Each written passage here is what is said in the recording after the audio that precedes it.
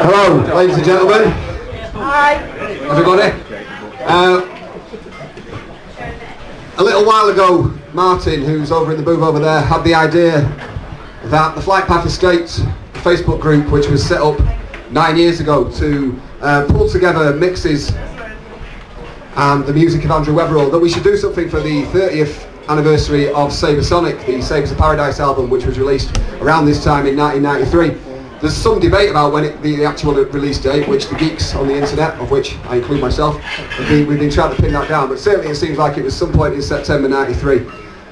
Martin decided to chance his arm and he approached Waka here, so we have the first and possibly only 30th anniversary event celebrating the release of Sabresonic, courtesy of the Golden Lion and the Flightpath Estate. And on stage we have 2/3 of Sabres of Paradise, Mr. Jagz Kooner and Mr. Gary Burns.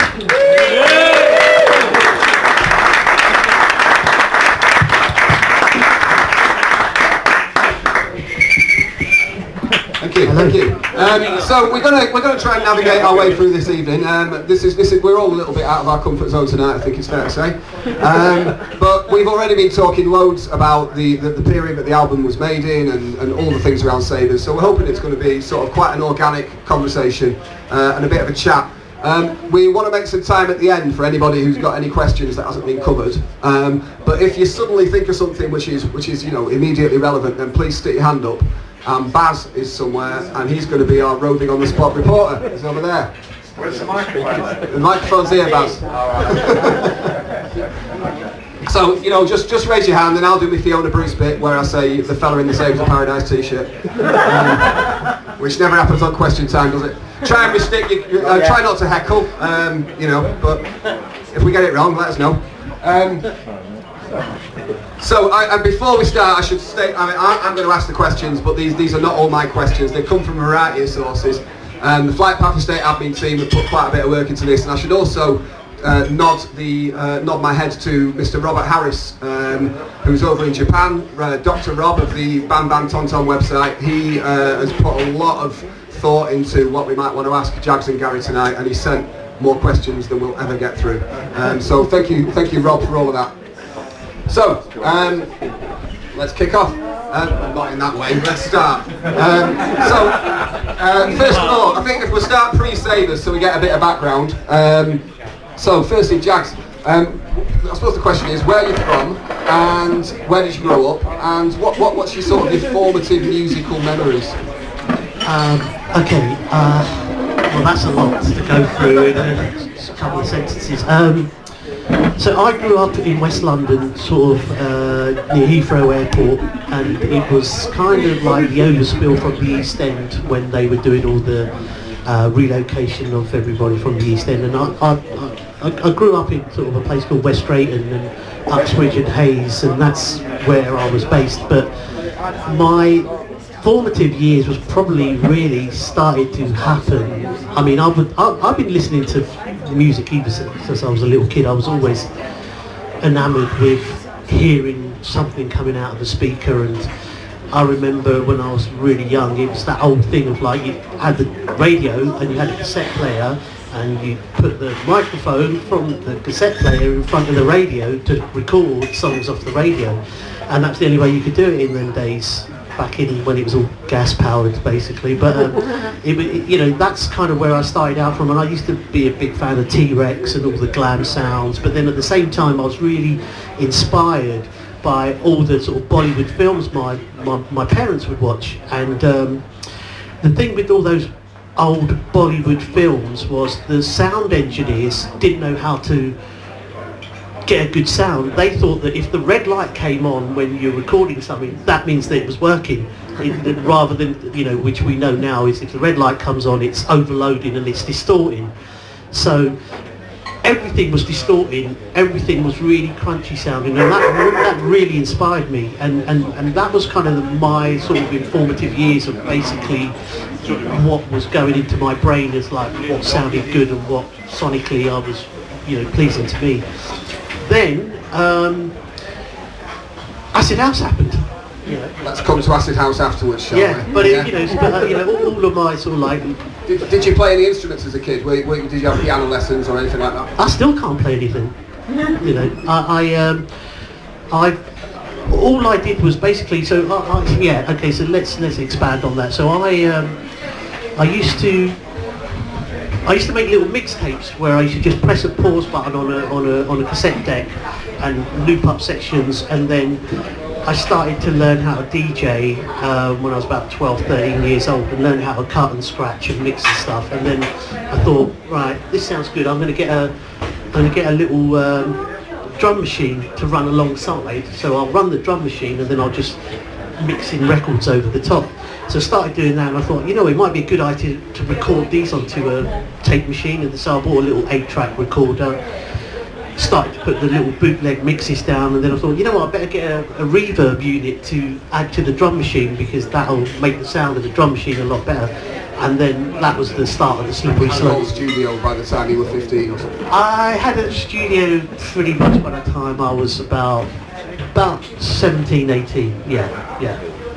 Gary? What's the question again? The question is, where are you from? Where did you grow up? Originally I'm from Bridlington, Yorkshire. But I grew up, my parents moved down to West London. I grew up in Hounslow, not far from where Jagz grew up, Heathrow. Not much going on, really. I just started playing a recorder when I was at school, like everybody did. We had recorder lessons when you were a kid, You had no choice then. You didn't have a choice, it was like you're playing a recorder. But I don't know, I think one of my teachers just said to my mum, I think your son's got like a little bit of an aptitude for music, because I kind of picked it up quite quickly. And then they bought me one of those Bontempi organs that had the buttons for chords. And then I started having organ lessons, and from then, from being about 8 years old, it was like, I'm just going to make music. So I don't have to get a real job. Jagz has already mentioned T-Rexes. People often say, what was the first record that you ever owned? And everyone always claims it's T-Rex or the Sex Pistols. When we all know it was really the Barron Knights or something, they were the records that you ended up with, weren't they? So I think maybe a better question is, what was the first record you remember buying with your own money? What did that teenage paper round end up with? Can you remember? Teenage paper. I was already doing gigs, but before I was a teenager. So my gig money bought me, I think it was probably Sweet or the Glitter Band. I know that's not. We didn't know then. Come on, we didn't know. Andrew once said of the Glitter Band, they were the men in tights it's okay to like. They actually told us to turn down one time. They were rehearsing next to us when we were in a studio in South London in Terminal 24, and they knocked on the door and said, "Can you turn down, please?" And they were renowned as like one of the loudest bands ever, because they had 2 drummers, and they were like, "Can you shut the fuck up?" Jagz, do you remember your first record? Yeah, this is I'm gonna try not to be cool. But it's difficult. Like I said, my first album was actually T-Rex Electric Warrior, but my first single was the theme tune to the Magic Roundabout. Still a classic. It's proper psychedelia, I tell you now. It's proper psychedelia. So you're both getting into music in the young teenage years. Yeah. And you're taking those steps into sort of recording at home and playing at home. And then acid house happens. So what's your acid house moment? When did acid house suddenly break into your life? So for me, I mean, before acid house, I was really into the whole electro scene that was coming out of America. All like Egyptian Lover, World Class Wrecking Crew, all of the electro stuff that was coming out around about Alnay Fish and all that. And that's the tunes that I used to cut and scratch and mix and do all the thing with, and all of my friends and DJ friends were DJing in places like Special Branch, where it's the Rare Groove thing, and we used to go to a record shop called Rayners Lane Record and Tape Centre, and that's basically where we used to get all of our tunes. And acid house happened for me first off really when my friend Glenn Gunner, who's a DJ, was he used to DJ at the Electric Ballroom, and there'd be DJs going on first, playing rare groove, funk and soul, and all that kind of stuff, and then Glenn would play some of that, and then just go into acid house. I mean, it's really weird. It kind of reminded me when I saw some films and footage afterwards of when the punk stuff happened, and punk clubs where you'd go to a night and there was, it was reggae and dub being played, and then that would stop, and then it would just go to punk music. And like Don Letts, I spoke to Don Letts about this as well. Don Letts was telling me that that's where the song Punky Reggae comes from Bob Marley, because Bob Marley came over to the UK, met up with Don Letts and said to him, take me out somewhere, and they went to a reggae club and listened to dub, and then all this punk music came on and everybody went crazy, and that's where the song came from. So for me, it was kind of like when I heard Future acid tracks and some of the other stuff, like Yellow Magic Orchestra, because it was like Balearic, it wasn't all acid house, it was like the Balearic scene. So Yellow Magic Orchestra, the Patrick Cowley mix of Donna Summer's I Feel Love, all this kind of stuff. It was just like, that was the blueprint of what I was like, right, that's what I want to do, that's where I want to go. And it's kind of, that was the slippery slope at the start of the downward spiral into oblivion. And here we are 30 years later. Gary, what about you? When did you first encounter acid house?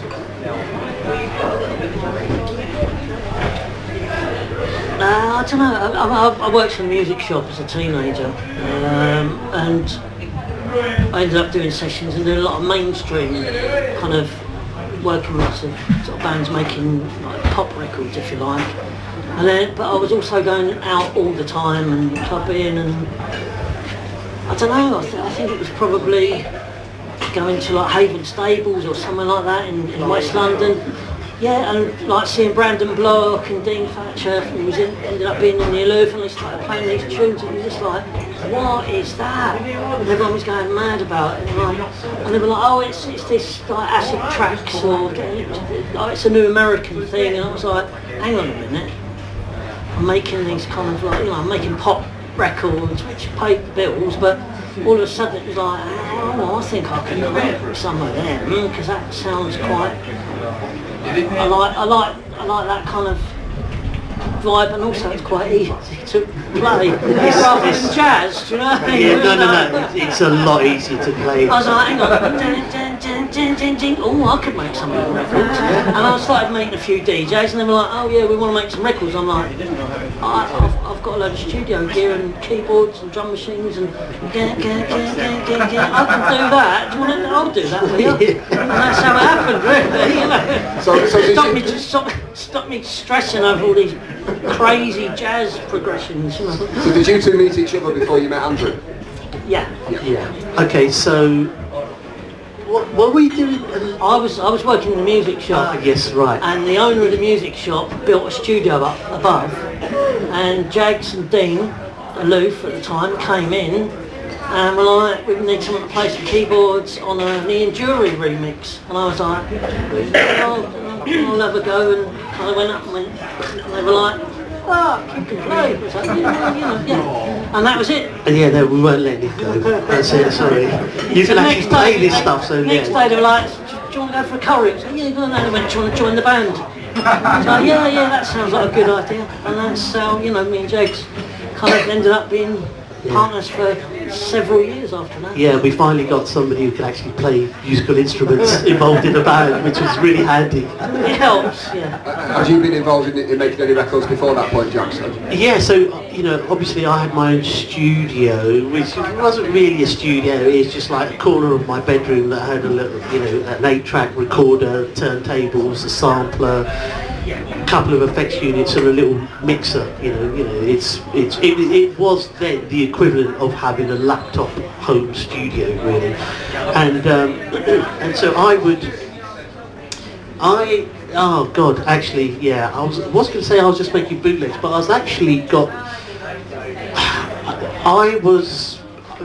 met Bam Bam, right, the legendary acid house producer who made Where's Your Child and Give It To Me and a few other tracks, and he me and my friend Richie Fermi, we were really into the acid house, and we had a 909 drum machine, and we had a couple other little bits, and we went out and we saw him, and we were like, what is it that you use? He said, this is box made by Roland called a Roland TB303. It was actually a box created for bass, for drummers, so that the bass player, if you didn't have a bass player, it would accompany you as the bass player. Really bad marketing by Roland, because it was actually so people bought it thinking, I don't need a bass player in my band anymore, brilliant. So they get this box and try and use it, and nobody could get their heads around it because it's pretty complicated. So he told us about this box, and so I then phoned this music shop in Slough, because I was over in, that weren't too far from us, and because they had a Roland TB303 there, and I said to them, have you still got it? And they were like, yeah, we have, yeah. I was like, oh, could you save it for me? Because I don't want anyone else to buy it. I really need this box. They went, look, it's been sitting here for about 6 months. No one's really interested in these boxes, but I'll put it by for you just in case. I was like, great. So I went down there the same day, and I got in there. I went, I phoned earlier about the TB303. Have you still got it? And they went, yeah, you're the crazy person who phoned about it. Yeah, of course we've got it. And he sold it to me for £25 because it was a second-hand box. And he said, what's so brilliant about these boxes? I said, well, see this box here, it's going to change the fucking world. It's the future. It's the future, baby. Yeah, and so I then took that home, and I didn't go out for months. And me and Richie Fermi would then sit there and program up a Roland 303 and a 909 drum machine, and we had this little sampler which had about quarter of a second sampling time, so you could get pump up there but not volume in there. So we sampled up pump up there, but you couldn't have volume in there, so we just try and get pump up there to make everybody else do the volume bit, because that was the big tune at the time. And we just kind of used to do live acid sets. We used to go do these warehouse parties in 1987, 88, and we used to do these warehouse parties where we just cover over the machines so you couldn't see it was a Roland 909, it was a Roland 303 or anything, because people would be looking over going, and we were like, we don't want anyone else to know about this box, this is our box kind of thing. So, and that's how we started out. But the problem was we were making tunes, and we actually got signed by MCA Records, and I think we actually released the first ever acid house record in the UK under a band we did called Adrenaline MOD, and I just remembered that. I totally forgot I made one of the first ever acid house records, but yeah, so that's how it started out for me. But then Gary, after that, I was working with Dean Thatcher making these bootlegs of Never Get Out of the Boat, sampling Apocalypse Now. Then we went to Future Music, which was in Hounslow. When we were in Future Music doing this Ian Jury remix, Gary came in, joined the band, and then after that we were out pretty much every week, and Fly In and every other club, weren't we? I think pretty much. Yeah, and then we, ended up just making, I don't know, how many records did we make? 300 and something? I don't know how many records we made. It was a lot. We ended up remixing and working, and we became like this little team that everybody was, because Jagz, you'd play a record and Jagz go, oh, that's so-and-so, Armin, whatever, Doodah, so-and-so break, and I'd be like, well, that's that Roland sound, and that's that Trinity, and that's that thing. So people were like, oh, do you fancy making a record? And we became like a production sort of in demand kind of like duo for, DJs who just wanted to make records. And at some point you bumped into Andrew Weatherall. So how did that first meeting take place? So I made a few bootlegs before I met up with Gary, and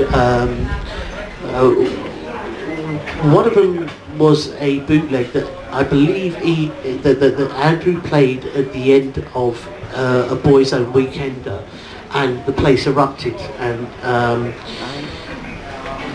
after that we were at Flying Records, no, Flying the club night at Soho's Theatre Club, I believe. And we used to go there every night, well, every weekend, because Dean Thatcher, who we were working with in the Aloof, was the resident DJ there. And every week they would have guest DJs, and the guest DJs were, I mean, it was Darren Emerson would be DJing one week, you know, and then Andrew Weatherall would be DJing another week, and I mean, I don't even know if he was DJing that week, and I remember just being at the bar, and I sort of looked over and I said to Gary, I was like, fucking hell, Andrew Weatherall's here, because at that time Andrew had just done, I mean, everything Andrew touched, all the remixes and the production he was doing with Primal Scream was so groundbreaking and so advanced, and pushing the boundaries of everything that was happening in music at the time. It was like, you know, he was, you know, before DJs were superstar DJs, you know, in my eyes, he was like, he was the first. He was. I think he was the actual first, even though, you know, he would decline that sort of, you know, tag. So I was like, fucking hell, guys, look, Andrew Weatherall's over there, and then he starts walking towards us, and he comes over and he went, hey, you're Jagz Kooner, aren't you? I went, yes, because I'm Andrew Weatherall, and I was like, yeah, I fucking know who you are, you know. And it's just like, you know, and he's like, we should get in the studio one day, and I was like, and Gary went, this fucking bizarre conversation. Yeah, all right. Yeah, and but it's, you know, you're in a club. You're in a club, and it's that, you know, everyone's a bit wasted, and it's like loud music, and people say things that the following day may not transpire to be anything you remember, let alone actually act on. And he was like, yeah, you know, we should get in the studio. I was like, well, here's my number. You know, give us a shot anytime. And we left it at that, and that was it.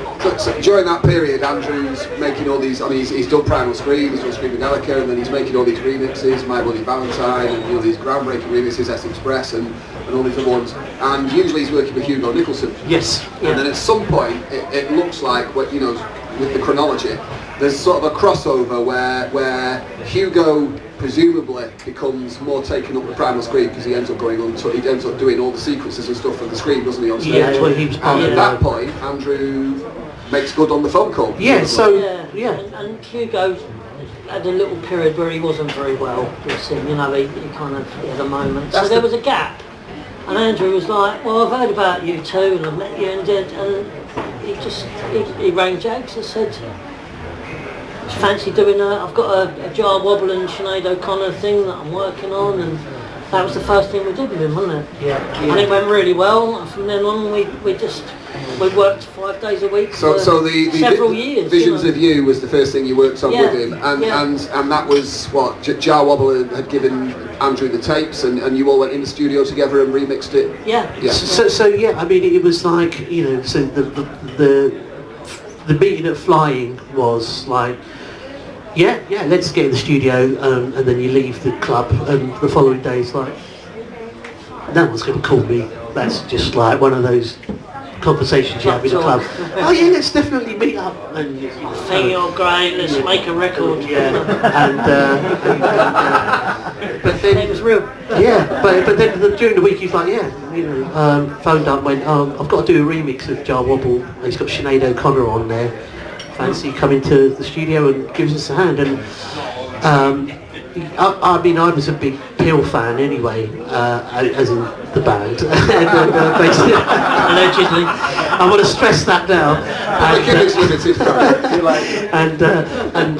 So we went to work, you know, he was like, come to Workhouse Studios, which is Manfred Mann's studio down the Old Kent Road, as the saying goes anyway, but it was a brilliant studio, massive SSL desk, really nice place, and I mean, that was like my first really proper time of being in a studio, because I'm just used to being in my bedroom at home, which has got some bits of musical equipment in, and then there's this mixing desk, which is pretty much about the length of this whole sort of space at the front of the stage. And Gary'd been in studios before though, hadn't you? You'd been in a few studios. Yeah, you'd done stuff with Paul Weller, you'd been playing sessions with other people, and So you were kind of, but for me, I was like, oh, shit, I don't know what the fuck that thing is. Right? And so I had a rough idea because I had a little mix, but I didn't know all the features it does and everything. But I think that actually held us in good stead. I think it was like, well, because we don't really know how to use this equipment, we're just going to abuse it and get it to do what we want it to do, rather than, oh, do you know what, we're really limited in what we can do because this piece of equipment doesn't do that, or you're not supposed to do that with this piece of equipment. So we were doing all sorts of random stuff, feeding back. I got told off so many times listen, by tape-ops who were like learning to be engineers. They go, what are you doing? What are you doing? You can't do that. On a chain, you can't do that. Can't do that. Yes, you can. No, listen. I mean, in future years, after working, I never learned anything from any of the tape ops because I actually got thrown out of Rack Studios, which was a really big Mickey Mouse studio. I've been thrown out of Townhouse Studios. I got thrown out of Olympic. I mean, it's a badge of honour for me, really. But it was literally, you just like abuse the equipment to the point where everything's redlining and distorted and sounding weird, and everybody was just like, "Oh, you ruined it." I mean, it really reminds me of when I think it was the Beatles when they started to do their stuff, and they would record all the feedback and all the bits and bobs, and then they go out to lunch and then come back and the engineers would have got rid of all the feedback.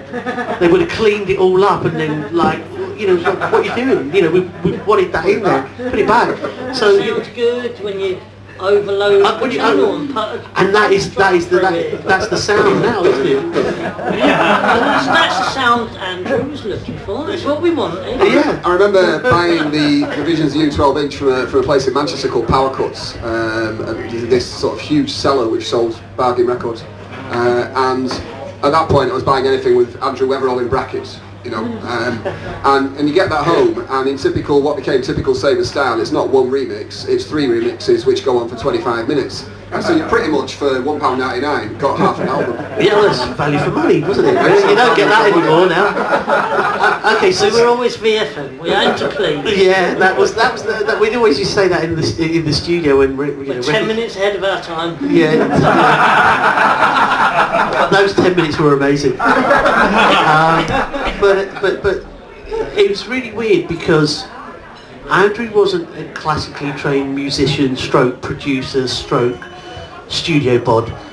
I was totally blagging it and really just making stuff up. I can program drum machines and work a computer and I can get it to do whatever I want.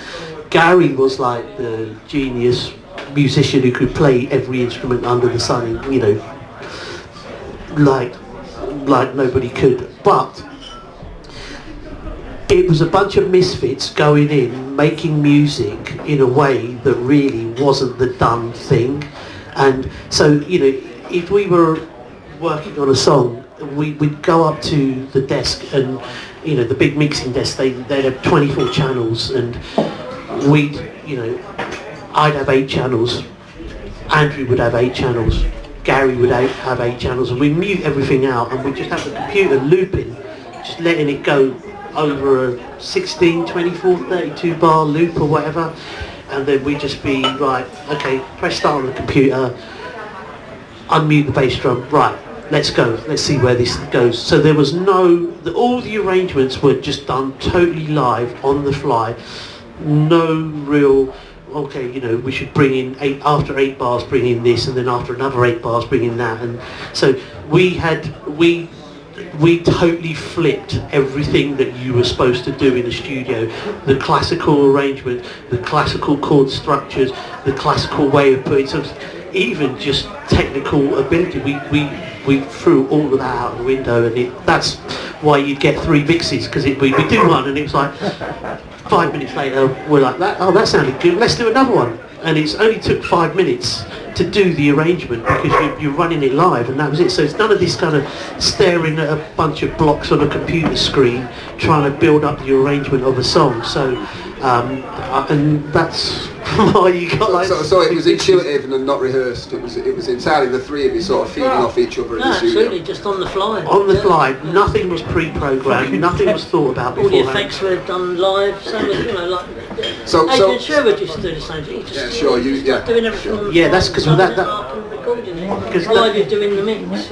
Yeah, because I mean that was the weird thing. I mean, just as an example of that, I remember being at Glastonbury. I think it was '94 or '95, and Massive Attack were playing the Jazz stage at the time, and everybody's looking at Massive Attack, and everybody's watching Massive Attack, and then I ran round the front of the house and tried to peer through the curtain to watch Mad Professor mixing it as they're going along, because I was more interested in what he was doing and picking up. And we also went on tour to Japan, where Adrian Sherwood was working with Audioactive at the time, and Adrian Sherwood would dub up their sound live when we were touring with them, and I was just blown away just watching what Adrian Sherwood does with still just throw leaves me levels, speechless. throw levels way off the thing and bang, just so,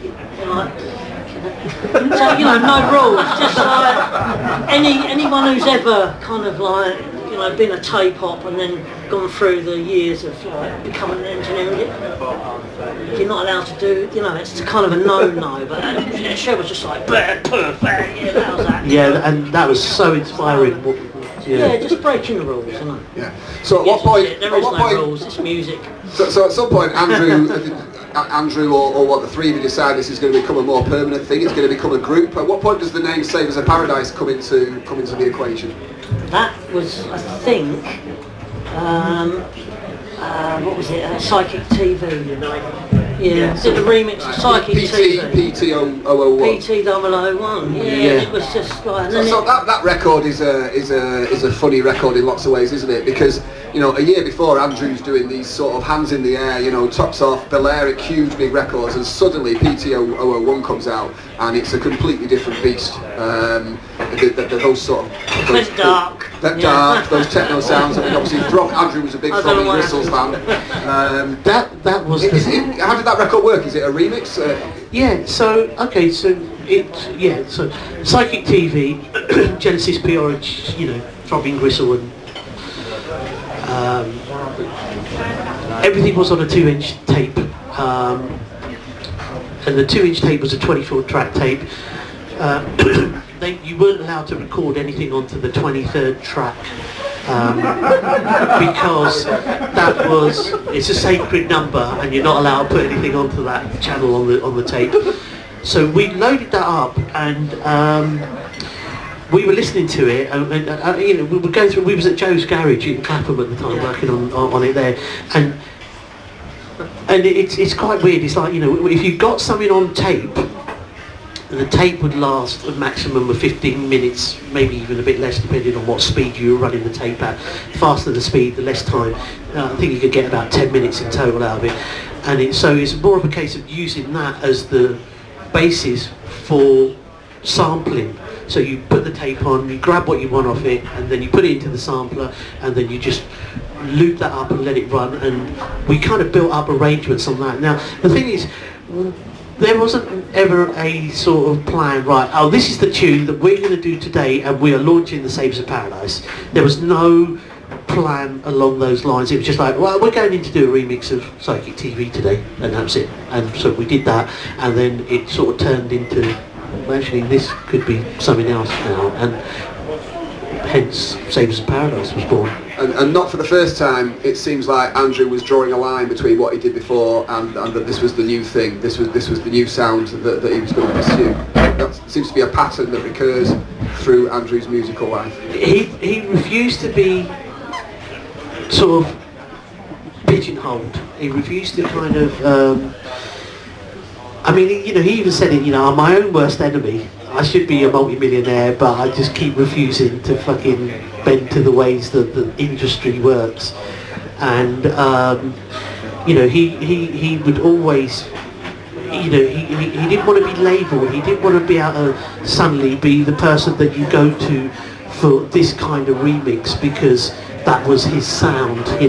So you never knew what you were really going to get with Andrew, and that was the thing as well. I think the whole thing with like the Andrew Weatherall remix with Hugo Nicholson, Andrew Weatherall remix with me and Gary, Sabres of Paradise, Two Lone Swordsmen, stuff with Dave Harrow, you know, Tim, fair play. And, you know, there was no kind of like, you know, this is my band, I'm going to carry this on, and then we're going to turn into, you know, we'll do this for the next 30 years. And, you know, I don't think that was ever his plan to actually be, you know, that sort of like tagged and being the person that is the one that you know that's what you're going to get from them. Yeah. So the name Sabres of Paradise, did Andrew bring that? Yeah. So to the best of my knowledge, it's the B-side of a Hazy Fantasia. It is indeed, yeah. John Wayne is Big Leggy, so the B-side, which is quite a sort of a dubby number, isn't it? That, for Hazy Fantasia. Yeah, I mean, okay, so is it that or is it the book? Right, well, and here we have. So there's a 1960 book, The Sabres of Paradise, which a friend bought me that once. I've still not read it. It's a rip-roaring tale of pre-revolutionary Russia with Muslim tribes on the Caucasus and Tsar Nicholas I and hostage princesses and all sorts. So presumably Hazy Fantasy, at the very least, took their B-side name from the book. Andrew, I could quite easily believe, could have got it from either. Yeah, or both. Yeah. I like the book. Although I'm sure it's Hazy Fantasy, but no, it's definitely the book. I think, no comment. Is that the B-side of John Wayne is Big Leggy? So Sabres starts to sort of come together, and there's the three of you in the studio. So Gary's the musician, and Jagz, you're the programmer, and Andrew's what's Andrew's role at this point? Is it bringing in a big back of records and saying? Okay, I mean it's not just a little skinning bit, up. but okay, so. Okay, the studio setup was, so if you expand that fact that basically from the point of view of us being in the studio, none of us were real studio heads apart from Gary, in the sense that he has worked in studio. The way that we worked in the studio was Gary played everything, right? He played the bass, he played the guitar, he'd do the synthesizers, he did the keyboards, piano, percussion, melodica, juice harp, recorder. Don't recall that. No. And so anything Gary would take care of. I mean, he's a proper musical prodigy and genius, so he would play absolutely everything. I would take care of the programming and the drum machines and the engineering side of things. Andrew would come in with samples, records for inspiration. He would sort out the sequencing and the arrangements on the songs. So, we could have a computer looping an 8-bar, 16-bar section, and then Andrew would sit there at the desk and go, right, we're starting with that bit.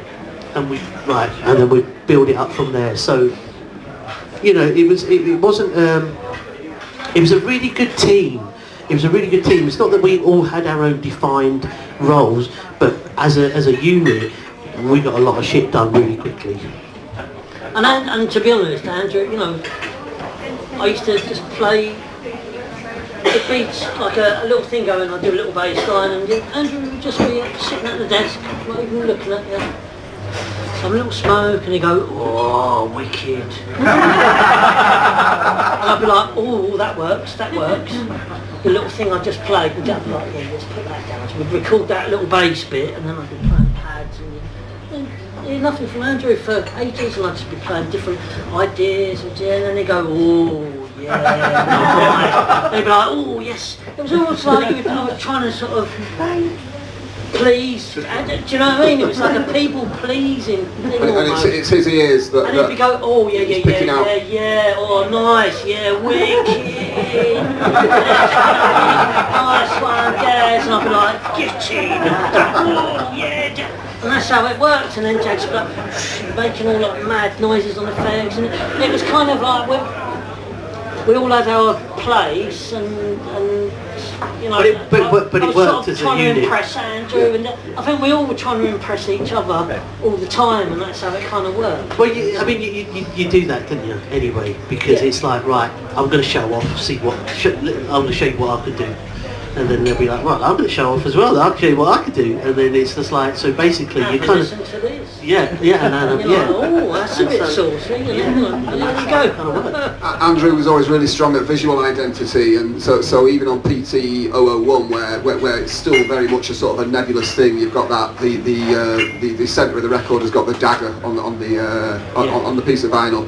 And then, you know, on through all of Sabres, the record sleeves and all that kind of stuff seems to be very strong. Andrew's and whenever, you know, there's that famous photograph of the three of you in the enemy where Andrew's got the cutlass wearing the bomber jacket, and the pair of you are, you know, it's dramatically lit and all the rest. Andrew always seemed to really have his finger on the pulse with the visual stuff. Yeah. Well, was that Andrew, or was that the three of you? No, that was Andrew. That's Andrew. I mean, we didn't even leave the studio most of the time. We'd just be like, you know, we were like, sort of, still, truth be told, I didn't want to leave the studio most of the Andrew time. used to show us the artwork and go, this is the artwork, and go, oh, nice. Yeah. We were in the studio like 15 hours a day, 6 days a week for years. And at this we didn't have time, time for artwork and shit. We were making records. and at this time, you're making music with other people as well. Lots of other people. So we were doing all the stuff with David Holmes. We were doing all the stuff with the Aloof.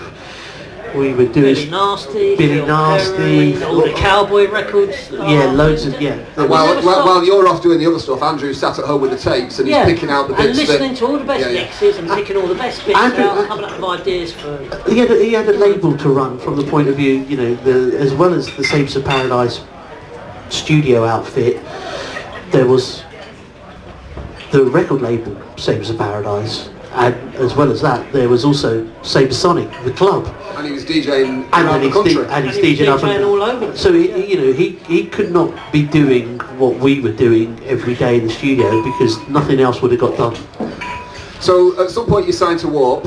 Yeah. Yeah, and Warp asked you for an album. Yes. Normally what happens. And that album is the reason we're here. So there we go. There's Sabresonic. This copy purchased at Piccadilly Records, the old Piccadilly Records, not the one on Piccadilly Gardens, but the one when it was on Brown Street off Market Street. So double vinyl. Now some copies came with the 7-inch of the Beatless Mixer Smoke Belch, which we're definitely going to come back to later.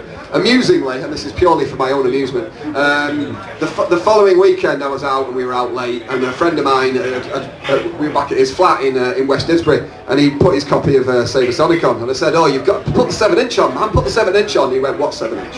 And it turned out he was there on the day the album came out at Piccadilly Records. He bought his copy before I did in the day. I went at the end of the day. I got one with a 7-inch in and he didn't. And both of us still remember it. You know, the record shop have still got it.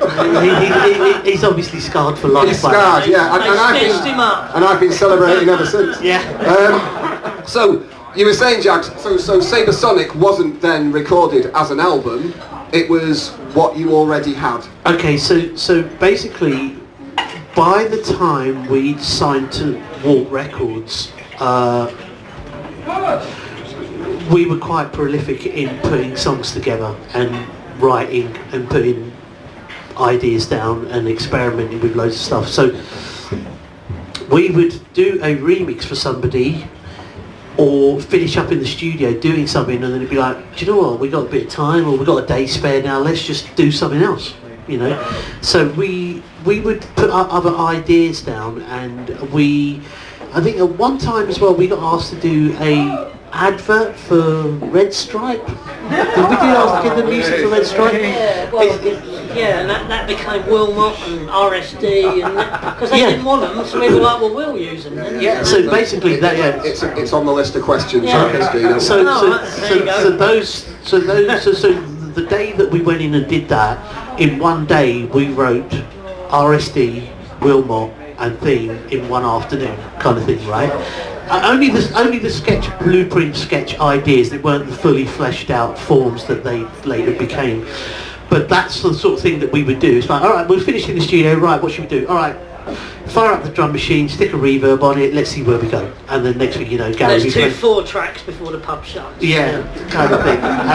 And so when, by the time we were going to sign to Warp, we had a shelf of DATs. Now, DATs are basically digital cassettes that you would, once you'd finished your song, you'd record the finished mix onto these little cassettes that were called DATs, digital audio tape.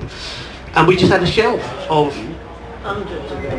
Yeah, I don't know how many there was, but there was loads and loads of ideas, fleshed out songs, rough jams, weird experimental shit, and then it was like, okay, we are now signed to Warp, so we better give him something, and that album was basically just really a collection of things that we had sitting on the shelf. So you cherry picked from the shelf. Did you go and record anything specifically for Sabresonic, or was it really pretty much already done?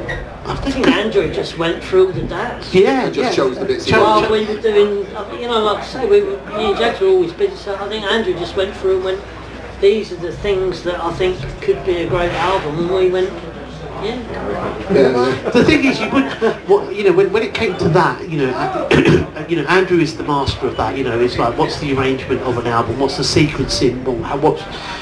What songs should go on there? You could just tell that from his DJ sets as well. His DJ sets were just, he could play a rockabilly set and get better. He could play a rockabilly set, or a soul set, or a funk set, or a techno set, or a house set, or whatever. It's just like the tunes were amazing. So do you really want to go up to him and say, well, I'd like to say in the arrangement and sequencing of a song, because I've got an idea. It's probably going to be completely shit compared to yours, but but no. So we just left him to do that. But that whole album is really a collection of stuff that we had sitting on the shelf. And yet it hangs together really well as an album. I think we've all been listening to it this week, sort of in preparation for this. Yeah, and it does seem to work as an album. Yeah, it's okay. So I was going to make. Go on. Yeah, do you know what? I always thought, I'm not sure. And I listened to so it we're actually here for the wrong album. What? Actually, I was kind of like quite surprised because I listened to it for such a long time. I was like, oh, it's actually better than I remembered, if you know what I mean. I don't want that to sound daft, but I was like, oh, okay, it kind of works. It's, he was right, Mr. Weatherall. Yeah, all right. Okay, he was right. All right. That's what he did. Whether it's a DJ set or sequencing an album of our songs or sequencing a compilation album for other people, the order he would put things in and the songs he would choose to put on there were always amazing. Yeah, really carefully thought about. So there's some real signature Sabres sounds that develop across the 8 tracks of the album. The sort of the metallic percussion sound, the hissing that's on the drum machines, the twangy guitar lines, the dubby bass lines, those sorts of things start to come together. And I was going to ask, were these a group effort? But clearly a lot of it is coming from Gary looking around, and Andrew choosing bits, and then Jagz, you programming the drum machine and the sequences and so on. And those tracks came together in that kind of way. It was just, we were just having fun. Yeah, this is the problem. Messing about. Yeah, and I would sort of just, I was kind of just trying to impress Andrew all the time. Do you know what I mean? So like these little guitar lines where it's like, wow, wow, wow, wow, wow. I'm like, oh, have a look at this. I've just bought a wah pedal. What do you think? And he goes, wicked. And I'm like, getting 60 quid well spent. And that was it, really. I was just, it was, we were young. I was just trying to impress Mr. Weatherall, and it ended up being like and so the just fun all the time. The sequence of the album is really interesting when you put it on because we think of Sabres of Paradise and we think of Wilmot and Theme and Smoke Belch and these sort of semi-ambient sounds and the thump of Theme and the skank of Wilmot, and yet you put Sabresonic on and instantly it's still fighting, and still fighting is hard and aggressive and it's in your face, isn't it? It's a no-nonsense track. Yeah, that was a remix of... And it was Don't Fight It, Feel It, is that right? Yeah. It started as Don't Fight It, Feel It. Yeah. Yeah. And Primal Scream, what? They were cool, because it was Andrew. And he was like, is it alright if we put this on? And they were like, yeah, cool, sure. So it was just a remix, or did you add loads to it? What was it, just the kernel of Don't Fight It, Feel It? No, we this is the thing, it was never a case of just like, oh, well, this one's done. It was more a case of, here's the samples, let's completely rebuild, let's destroy it and rebuild it again. And I think that's one of the things that was one of the, I think that's one of the lessons that Andrew learned really early on when he started to actually make music, because when, you know, one of the first things he did was actually a remix of a tune by Primal Scream called I'm Losing More Than I'll Ever Have, right? And so he was doing a remix of that, and he did the remix and called in Andrew Innes from Primal Scream and Bot and played it to him, and they were like, yeah, no, you've not done that right. You've tried to keep too much of the band in, you've kept the vocals in, it isn't really what we wanted you to do. Basically, we want you to fucking destroy it. Just do what you want to do. Don't be scared to just eliminate everything in there that you don't want to use. Don't be scared to, you know, just throw out things, you know, and be worried about you might damage someone's ego or hurt them or whatever. And so that tune then became Loaded, and I think that was like a valuable lesson to Andrew after that, because it was like, right, okay, I don't have to keep the vocals in, I don't have to worry about, you know, whose ego am I going to like step on if I don't leave their instrumentation in, and I think that's where it all started from him, for like, well, fucking let's just completely annihilate whatever we work on. Yeah, don't play to the gallery, basically. So Still Fighting opens the record, and it's a real sort of hard, thumpy club track, and then it's followed by Smoke Belch 1. So Smoke Belch 1 is very different from Smoke Belch 2. What do they share apart from the name? Right. 1 and 2. That's your lot. Okay, so no, I mean, we didn't even name, me and Jagz didn't even name the tracks. It was Andrew named the track. You know, we just made them, and then, like I say, Andrew went off and like named them. So I would actually, you know, when he first came back and went, this is what they're called. It took me a while.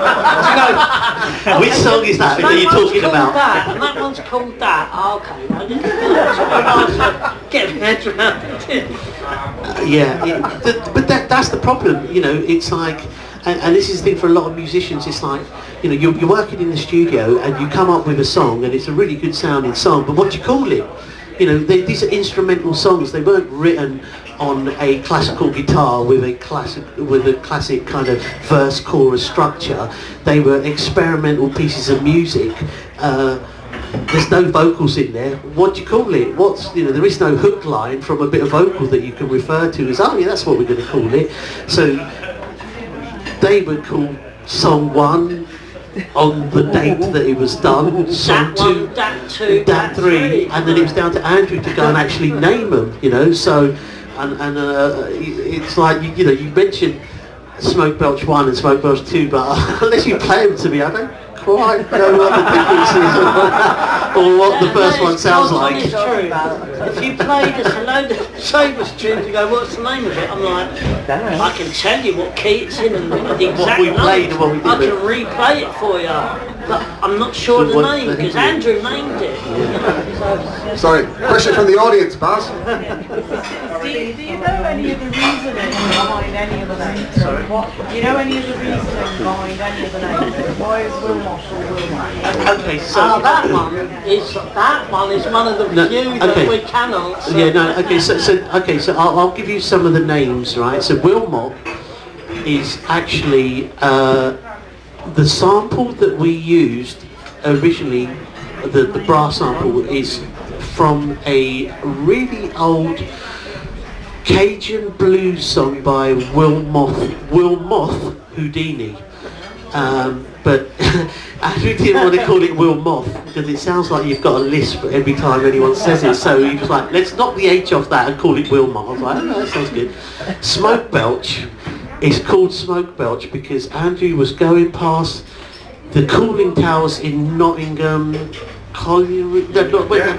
power station in Nottingham, going past that, and he was like, Smoke belch. All right, that'll do. So yeah, but that's the thing. Like I was saying, you know, yeah. Sometimes you just, if you're working on an instrumental piece of music, there's no vocals in there. There's no like big chorus line or anything.